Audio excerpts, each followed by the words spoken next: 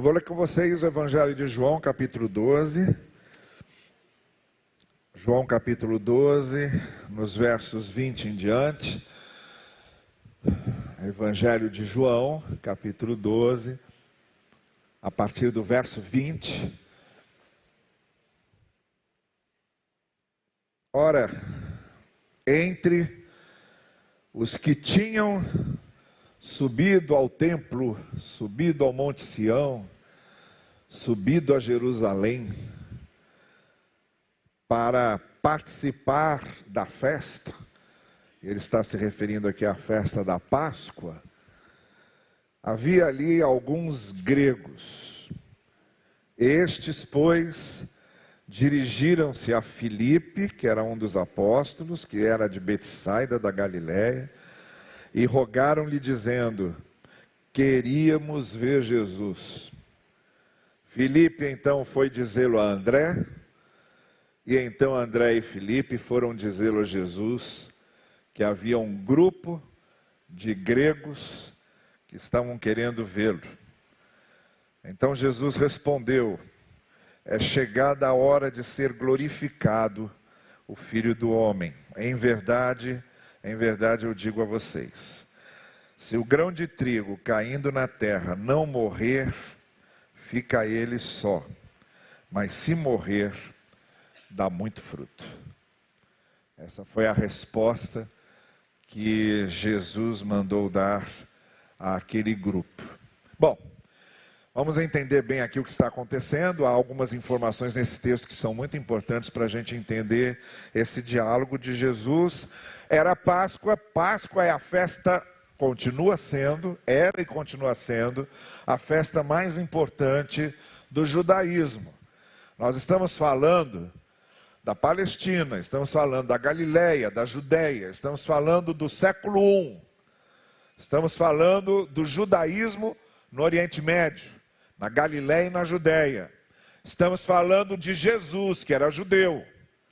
Jesus foi criado no judaísmo, Jesus era chamado de rabino, de rabi, ele era considerado um rabi ou um rabino judaico, um mestre judaico. Jesus frequentava as sinagogas, Jesus conhecia as escrituras dos judeus.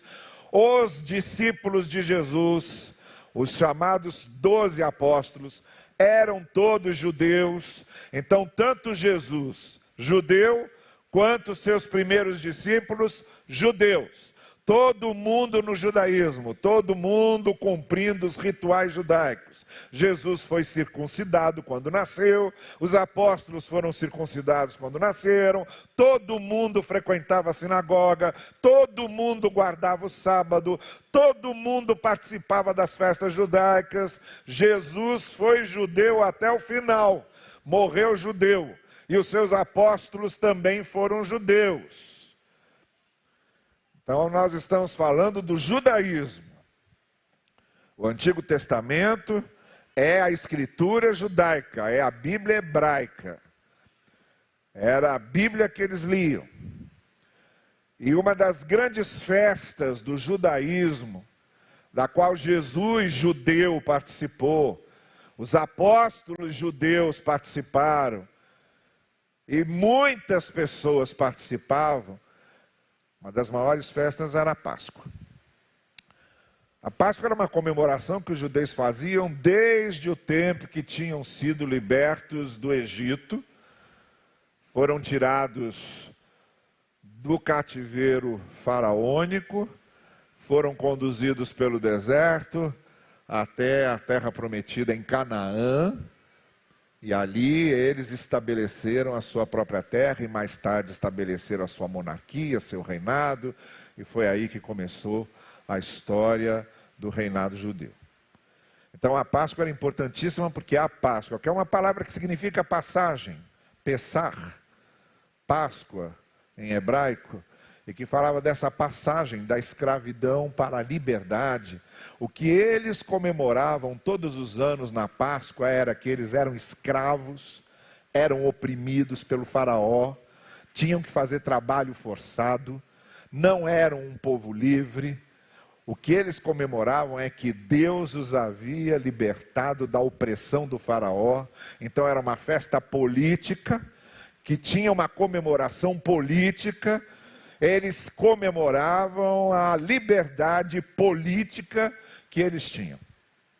Naquele momento, no tempo em que Jesus estava com seus apóstolos, aquela festa, além de ser uma festa que comemorava a libertação do faraó, tinha uma tonalidade política toda especial ali. Porque agora quem dominava a Palestina era Roma, o Império Romano. Roma foi conquistando todas essas nações, do norte da África até a fronteira com a Índia. Toda essa faixa era dominada por Roma. Roma cobrava impostos dessas pessoas, dessas nações. Não eram mais nações livres, agora eram nações que serviam a César, ao imperador romano. Da mesma forma, os judeus não eram mais uma nação livre. Eram uma nação dominada por Roma, dominada por César. Por isso essa festa da Páscoa tinha uma tonalidade política toda especial, porque quando eles se reuniam para comemorar na Páscoa a libertação do faraó, era como se eles estivessem desejando uma nova libertação.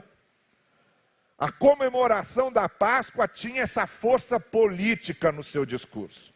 Assim como nós fomos libertados do faraó lá atrás, estamos aqui ansiosos para sermos libertados de Roma. Assim como Deus nos libertou do faraó lá atrás, estamos aqui ansiosos para Deus nos libertar de César, nos libertar dos soldados romanos, nos libertar do exército romano, nos libertar dessa invasão estrangeira, nos libertar de termos que pagar impostos para Roma. Nós queremos voltar a ser uma nação livre, queremos ser um povo livre, não queremos mais ser submissos a César. Então, comemorar a Páscoa naquele contexto tinha todo um contexto político e uma força política. Não era só se lembrar da libertação do faraó, era agora desejar e esperar que Deus os libertasse da escravidão que Roma havia imposto sobre eles. O domínio imperialista, dominador, conquistador que César havia imposto sobre eles. Então era essa a festa da Páscoa. Tinha uma tonalidade religiosa, mas tinha toda uma força política. E Jesus entrou em Jerusalém. Tinha entrado naquele domingo. Todo ano Jesus ia com seus discípulos participar da Páscoa em Jerusalém. Na verdade, Jesus era da Galileia, trabalhava mais na Galileia, andava ali por todas as aldeias, cidades da Galileia, pregando o Evangelho. Foi raras vezes à Judéia. Ia à Judéia quando precisava ir a Jerusalém. Durante o seu ministério foi 3 vezes, na época da Páscoa. Foram 3 anos de ministério ali com os discípulos. Ele esteve 3 vezes em Jerusalém. Essa foi a última vez. Porque dessa vez, quando ele chegou em Jerusalém, ele foi traído, ele foi preso, foi julgado, foi crucificado. É nesse momento que nós estamos aqui. Jesus entrou em Jerusalém. Tinham ido para participar da Páscoa, e ali naquele momento em que eles estavam ali, depois daquela entrada toda que vocês se lembram bem, muita gente que tinha ouvido falar de Jesus, que tinha essa expectativa política, havia uma espera política pelo Messias. Grande parte do povo acreditava que Deus ia mandar um Messias para libertá-los de Roma. Então, quando aquele povo foi na porta de Jerusalém para receber Jesus, eles acreditavam piamente que Jesus era esse Messias que vinha libertá-los de Roma. Por isso estavam todos ali festejando. Havia essa esperança messiânica. O Messias chegou, agora vai. Agora vai derrubar César, agora vai libertar o nosso povo, agora vai transformar nosso país num país livre, não seremos mais dominados por Roma, vai mandar os romanos voltarem para casa e vamos ficar livres dessa gente aqui. E encheram ali a entrada de Jerusalém de gente para receber Jesus. E quando ele foi entrando, ele foi recebido como um rei.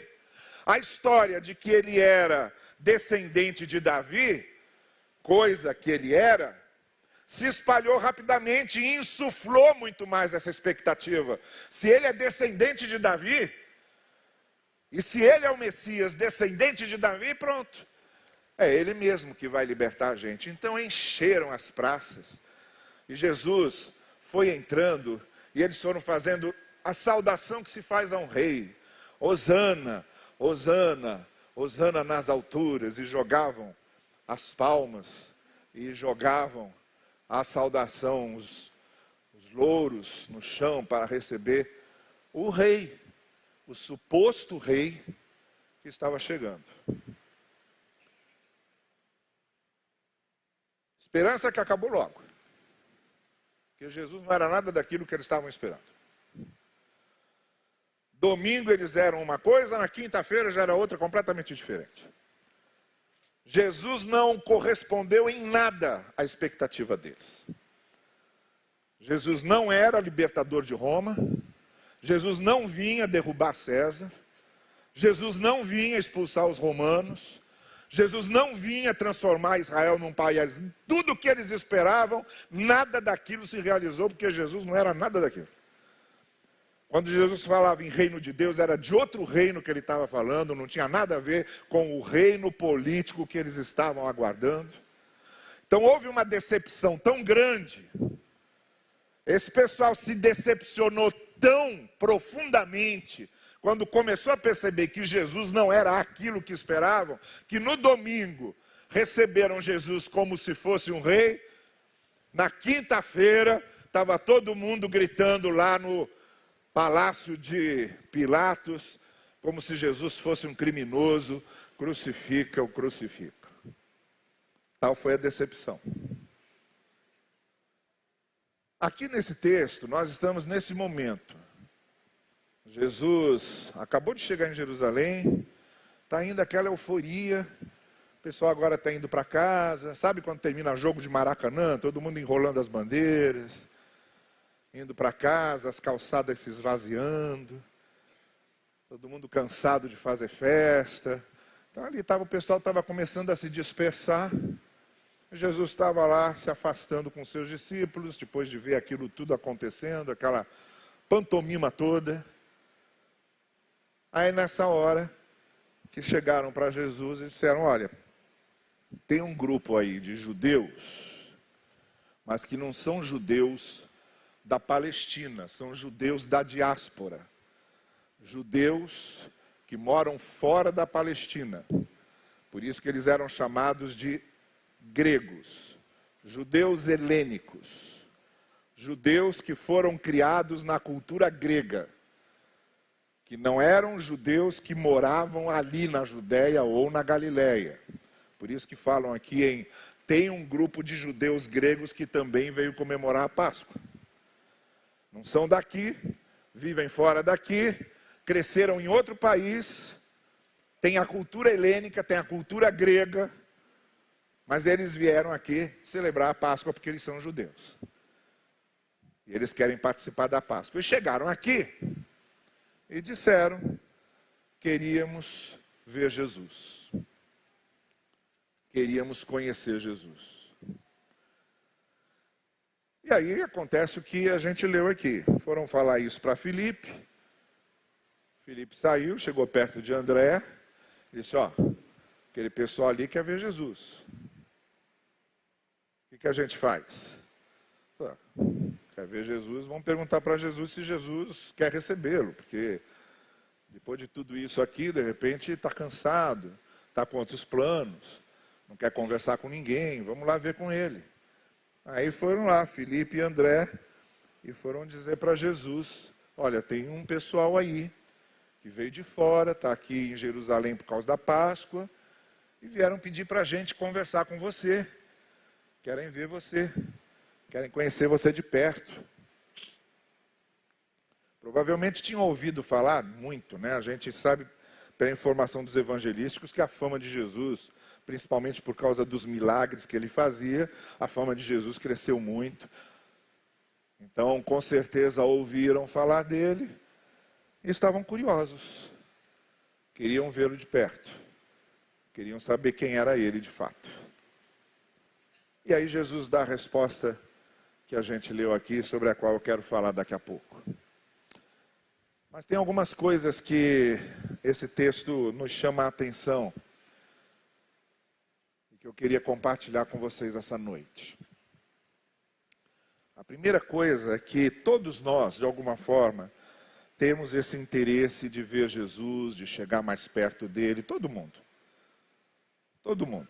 Nem que seja assim uma curiosidade de saber quem foi Jesus na história. Hoje não tem jeito de, na cultura ocidental, alguém nascer, viver, sem ouvir falar de Cristo, sem ouvir falar de Jesus, sem conhecer a história dele, de alguma forma fica sabendo. E pode ser que nós, então, tenhamos esse desejo de conhecer Jesus. Aqui nesse auditório mesmo, dentre essas pessoas que estão aqui olhando para mim agora, talvez se lembrem do dia em que vocês ficaram curiosos para saber quem era Jesus, e foram a uma igreja, ou conversaram com alguém sobre isso, e conheceram Jesus através de alguém. Começaram a sua vida cristã porque um dia quiseram conhecer Jesus. Ou porque foram criados numa família que falava em Jesus, que ensinava sobre Jesus. Porque seu pai, sua mãe, falaram a você sobre Jesus. Bom, seja qual for o motivo, o fato é que todos nós começamos a nossa vida cristã porque nós desejamos conhecer Jesus, chegar perto dele, conhecê-lo melhor, ouvi-lo, entender o que ele ensina. Então, se há uma coisa que une aqui as pessoas que hoje seguem Jesus e que se chamam cristãs, é que hoje são cristãs e seguem Jesus porque um dia quiseram vê-lo. Então, isso é ponto passivo. É uma coisa que une todos nós. Todos nós que seguimos a Cristo, estamos seguindo a Cristo porque um dia nós quisemos vê-lo. E a gente traz no coração a lembrança do dia em que a gente conheceu o Evangelho, do dia em que a gente se batizou, do dia em que talvez num culto aquilo tenha marcado tanto a nossa vida, a nossa memória, a nossa experiência cristã. Bom, seja o que for, todos nós temos aqui um ponto em comum.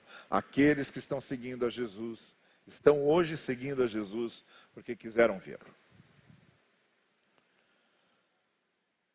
A segunda coisa que eu quero destacar é que nem sempre, quando queremos ver Jesus, nós conseguimos ver como ele se mostra, dependendo dos nossos interesses. Como eu disse a vocês, aquele povo tinha outro interesse em conhecer Jesus. Era um interesse político. Era um desejo político. Quando Jesus falava em reino de Deus, eles imaginavam um reino em que ele seria rei, ia libertá-los da opressão romana. Então era outra visão. Não tinha a ver com o que Jesus estava querendo dizer. Então, muitas vezes, quando a gente quer ver Jesus, a gente não quer ver Jesus como ele é. A gente quer encontrar o Jesus que a gente imagina que ele é. A gente forma uma ideia de Jesus, a gente constrói um desejo sobre quem é Jesus, que tipo de Jesus a gente quer encontrar. Normalmente, o tipo de Jesus que a gente quer encontrar se parece com a gente. Pensa como pensamos, vê como vemos, tem nossas ideias, tem nossas opiniões, e a gente espera encontrar esse Jesus, que se parece com a gente, que tem nossas ideias, que pensa como pensamos, e sente como sentimos, que vê o mundo como a gente vê. E aí a gente se decepciona, porque quando chega perto do Evangelho, e quando começa a conhecer o Evangelho, e quando começa a estudar o Evangelho, a gente descobre que ele não pensa como a gente, que ele nem sempre concorda com nossos pensamentos, que na maioria das vezes, quando ele se posiciona, causa um estranhamento enorme a nós. As palavras dele são estranhas, as opiniões dele são estranhas. O ministério de Jesus é um ministério marcado pelo conflito. É um ministério marcado por esse conflito entre o que ele era e o que as pessoas esperavam dele.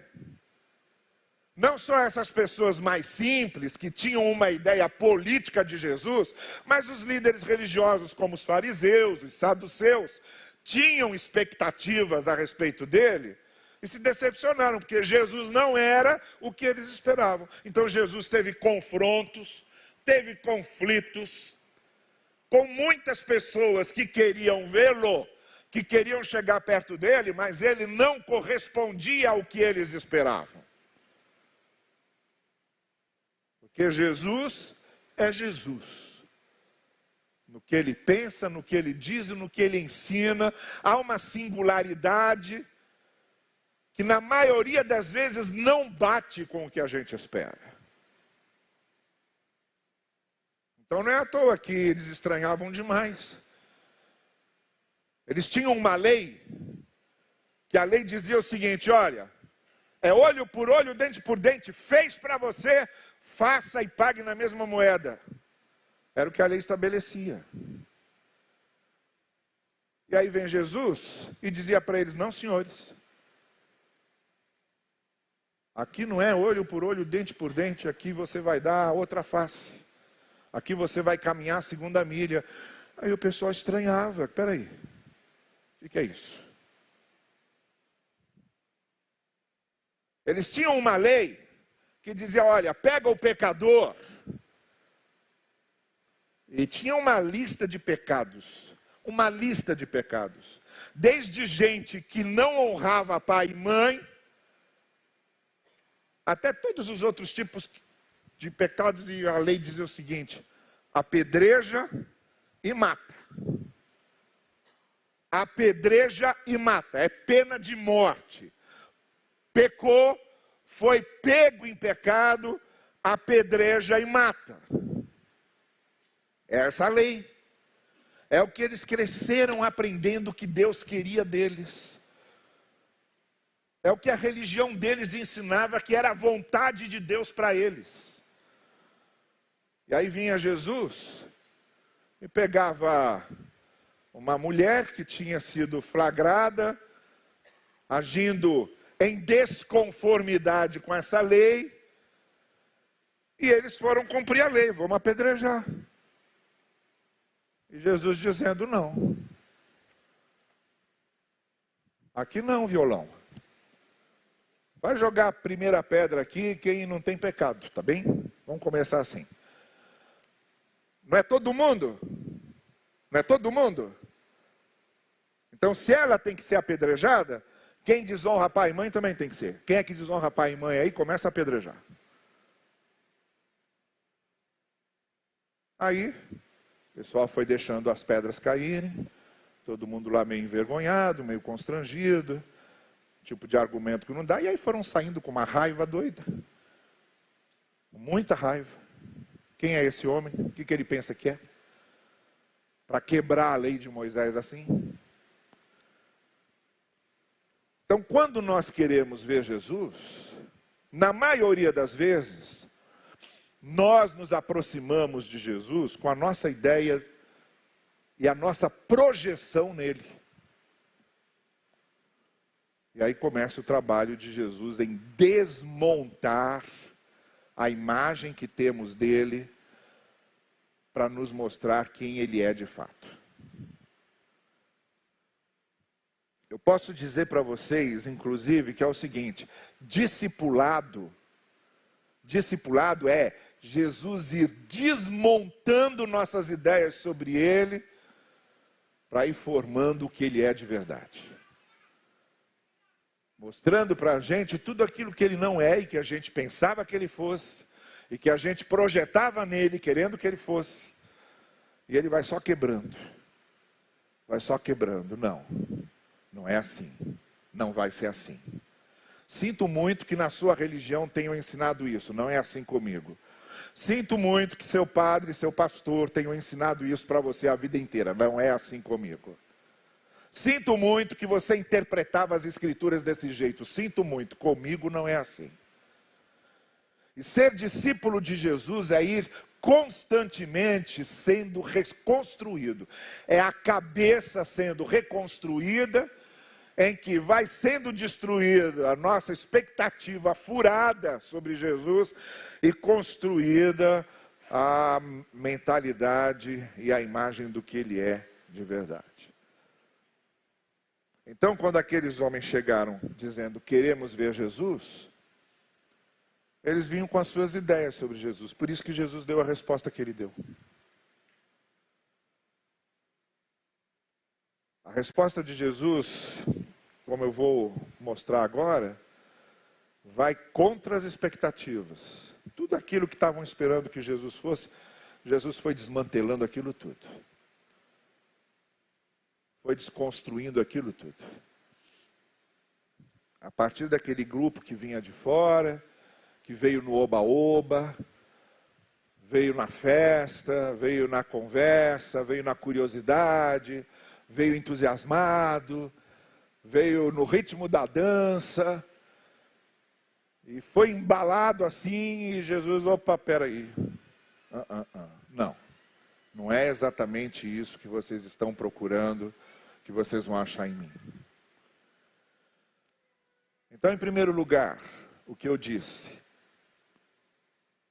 todo mundo que começa a vida cristã e que começa a seguir a Cristo, está seguindo Cristo, e começa a vida cristã porque quer ver Jesus.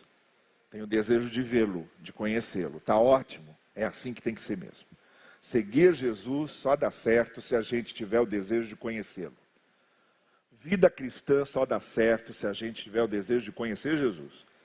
Só tem vida cristã se ele for a referência, se ele for o exemplo, se ele for o modelo, e se em nós tem esse desejo de conhecê-lo mais. A segunda coisa que eu disse é que discipulado, seguir a Cristo, também significa que ele não é obrigado a corresponder ao que a gente espera dele.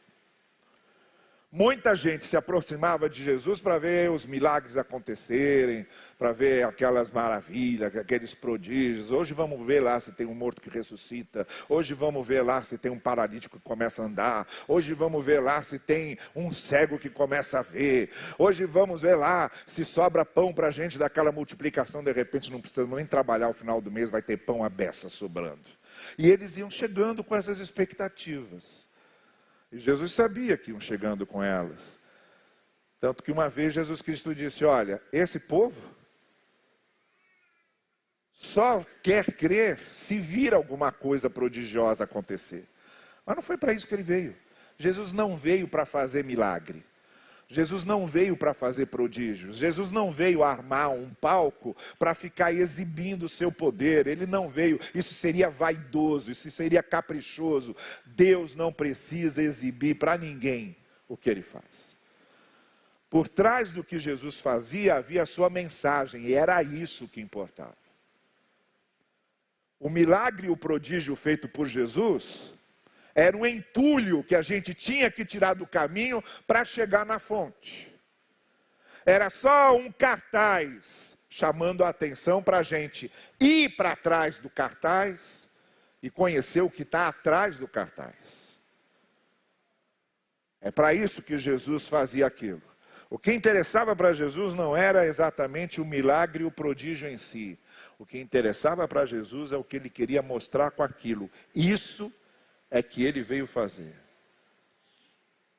E aquele pessoal todo que chegava só com essa curiosidade de vir a exibição do poder de Deus, como se Deus fosse um mágico exibicionista no picadeiro de um circo, foram se decepcionando, porque muita coisa que eles esperavam que acontecesse, Jesus não fez. E nem fez do jeito que eles queriam. Então ele não tem nenhuma obrigação de corresponder às nossas expectativas. Pelo contrário, ele vai desmontando essas expectativas para mostrar para a gente o que realmente ele quer. E o que realmente ele quer, e o que realmente ele veio fazer, e essa é a terceira e última coisa que eu quero dizer, ele fala logo depois, quando então André e Filipe chegam lá, dizendo, ó, tá aí um grupo, hein? Tu tá fazendo sucesso, gente de fora, quer te ver. Aí Jesus vira e diz, ó, vai lá dizer para eles o seguinte, agora é chegada a hora do Filho ser glorificado. Só que não é o tipo de glória que eles estão esperando.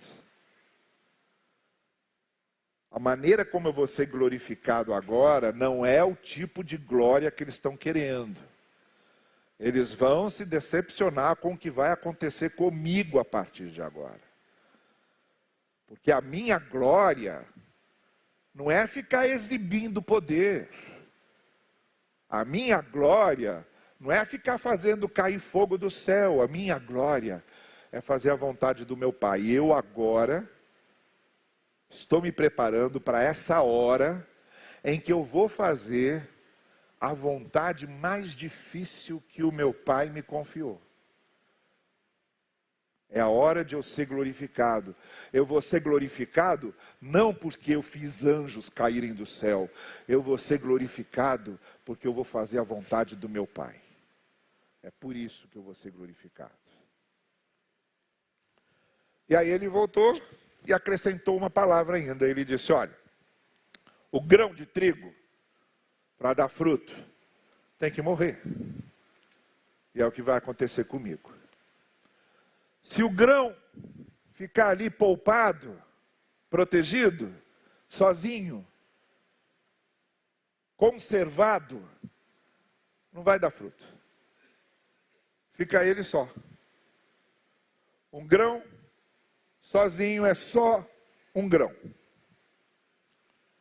Mas se ele morrer, ele vai dar muito fruto. Se morrer, ele dá muito fruto. E é o que vai acontecer comigo.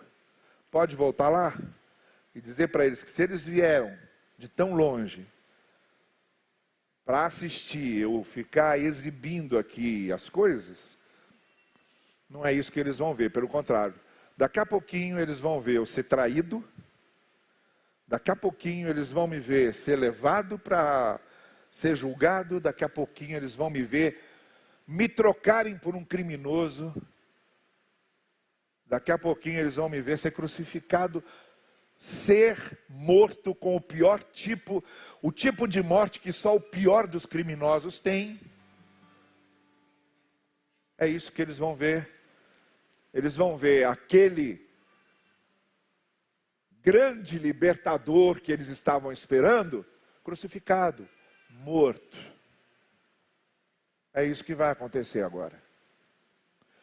E se eles vieram aqui, atrás de mim, esperando que eu me transforme num rei, para derrubar César, para instalar um reino, se eles vieram aqui esperando que eu vá abrindo o mar vermelho em cada esquina, se eles vieram aqui achando que eu vou ficar multiplicando pão e peixe sem parar, se eles vieram aqui para ficar assistindo espetáculo, pode avisar para eles que vão se decepcionar, porque o que vai acontecer comigo agora é muito feio. É tão feio que a maioria desses que estão aqui me seguindo vão desaparecer. Vão sair, ninguém vai querer assistir o que vai acontecer comigo. Quando eu estiver morrendo mesmo, na penúria, no pior tipo de morte que alguém pode morrer, lá embaixo, junto comigo, vai estar minha mãe, mas mãe é assim mesmo. Mãe acompanha seu filho no pior das suas dores. Vai estar lá minha mãe, uma amiga dela para dar força para ela, e João. Os outros vão sumir no vento, porque vai ser muito feio assistir o que vai acontecer comigo. Agora, é assim, que quem quiser me ver, vai ter que me encarar e vai ter que ser. Quem quiser me seguir e quem quiser me ver, também vai ter que estar disposto a morrer como morre o trigo para dar fruto. Por isso Jesus tinha dito para os seus discípulos outro dia: olha, aquele que quer me seguir, negue-se a si mesmo, tome a sua cruz cada dia e aí me siga. E é isso que Jesus está dizendo: olha, aquele que quer mesmo me ver, aquele que quer mesmo me conhecer, vai ter que ser grão que morre, porque senão não vai dar fruto. Vai ter que morrer por dentro, sua vaidade vai ter que morrer, seu orgulho vai ter que morrer, seus desejos interesseiros terão de morrer, seu egoísmo vai ter de morrer, seu amor a si mesmo, vaidoso e caprichoso, vai ter que morrer, vai ter que estar disposto a se dar aos outros, vai ter que estar disposto a amar os outros, vai ter que estar disposto a perdoar os outros, a ser misericordioso com os outros. Se não for isso, se não passar por essa morte, não vai dar fruto. É por isso que eu disse a vocês, é muito fácil a gente dizer, quero ver Jesus. Porque a gente acha que ver Jesus é Jesus corresponder às imagens que temos dele. Não. Jesus é muito sério com isso. Ele diz, ó, se alguém quiser me ver, se quiser me seguir, se quiser ter comunhão comigo, tem que ser grão que morre, para poder dar fruto. Tem que me ter como sua referência principal, maior, e tem que seguir a minha humildade, a minha abnegação, o meu desprendimento, a minha misericórdia, o meu amor, a minha graça. Senão não tem, senão nem vem, senão nem sonha. Eu não serei o Jesus que vocês esperam. Vocês é que precisam ser os discípulos que eu espero que vocês sejam. E isso é que significa ver Jesus. Então, se a gente quiser dizer que realmente vemos Jesus, a primeira coisa que a gente tem que se perguntar é isso: se nós estamos fazendo o que Ele quer. Porque se nós não estamos fazendo o que Ele quer, a gente nem viu, nem conheceu, nem sabe, a gente está se enganando. Está se enganando. Está só fazendo projeções da nossa cabeça sobre Jesus. Longe, muito longe do que Ele realmente quer da gente. Mas se a gente quer ver Jesus, quer se tornar seguidor dele, a gente começa aqui, morrendo como morre o grão de trigo para dar fruto. E aí os frutos começam a aparecer. Aí o resultado dessa vida de Jesus em nós, fazendo com que amemos, sejamos misericordiosos, sirvamos uns aos outros, perdoemos uns aos outros, levemos amor e graça às pessoas, sejamos úteis ao reino de Deus. Isso Ele faz com a gente. E esse coração Ele transforma. Então, se você quer mesmo ver Jesus, é nas regras dele. É com aquilo que Ele ensina. Você está realmente seguindo Jesus ou você está seguindo uma imagem que você faz dele? Você realmente tem sido transformado? Você tem sido grão que morre para dar fruto?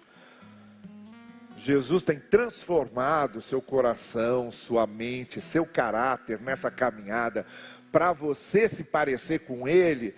Ou você está seguindo Jesus para que Jesus se pareça com você?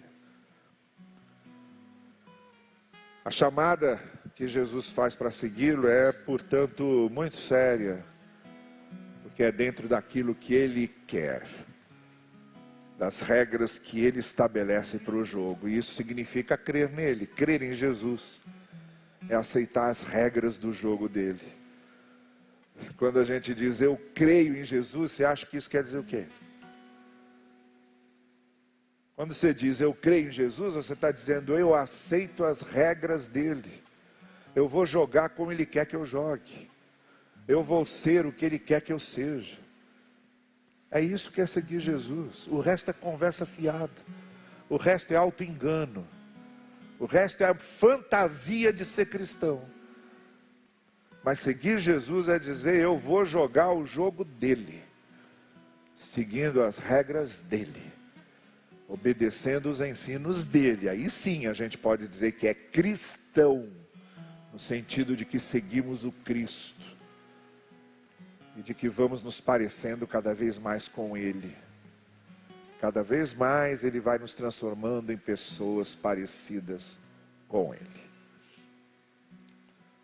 Curve a sua cabeça comigo e faça uma oração sincera a Jesus. Comece dizendo, olha Senhor, eu não quero seguir uma imagem tua, eu quero seguir o que tu és.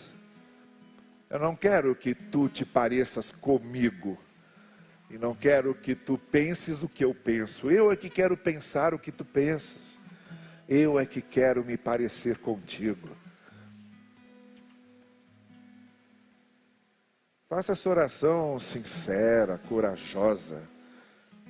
Se você quer ver Jesus mesmo e quer segui-lo, e quer ter comunhão com Ele, diga isso, Senhor, eu quero vê-lo de fato, aprender contigo e ser aquilo que tu queres que eu seja. É hora de falarmos seriamente com Ele e deixarmos a fantasia de seguirmos a Jesus, que não é seguir a Jesus, e optarmos pelo que realmente significa segui-lo, que é deixá-lo nos transformar naquilo que Ele quer que sejamos.